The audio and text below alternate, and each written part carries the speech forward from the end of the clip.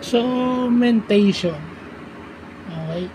Yung mentation daw, nilabas ng Google, is the highest state of mental activity.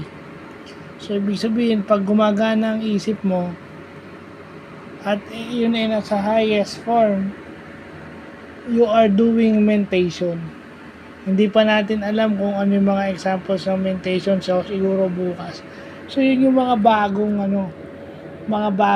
term, kasi doon din natin malalaman since World Mental Health Day month ngayong October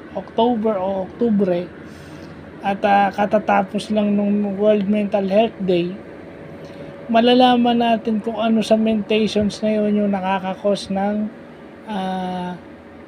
damage o ng compromise doon sa ating mental health.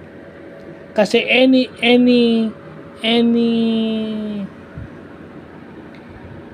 form of mental activity is mentation ang tawag. So, yun yung bagong nalalaman natin. So, bukas na tayo maghanap ng examples ng mentation at saka kung ano yung mga mentation na nakakakos ng nakaka-contribute sa ating mental health problems. So, yun lang po.